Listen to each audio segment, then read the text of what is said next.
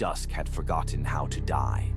For 3 days, a bruised, violet twilight clung to the horizon, defying sun and moon. The air grew thin, carrying a metallic tang of old blood and ozone. Elias felt it in his teeth, a high-frequency vibration making his fillings ache, a premonition in his bones.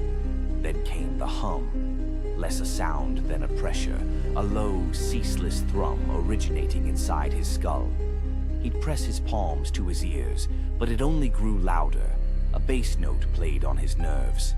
Birds had long fallen silent. The only movement was wind whispering through skeletal trees, a sibilant language he almost knew, a syntax of dread. Sleep was a foreign land. In the waking dark, Elias saw patterns bloom behind his eyelids, intricate non-Euclidean geometries spiraling into impossible depths. Paranoia took root. He felt watched, but not by eyes. It was a vast, indifferent awareness, like a geologist for a stone. He sketched the patterns, his hand moving with alien confidence. They weren't just shapes, they were equations, schematics for things defying physics and sanity. He was a radio, the static resolving into a signal. One night, drawn by the relentless hum, he stumbled outside. He looked up, expecting familiar constellations, but the stars had changed. They were not distant points of light, but apertures, luminous wounds in the night's fabric. Through them, he saw it. Not a creature of flesh, but a presence, a living, thinking geometry that was the space between worlds.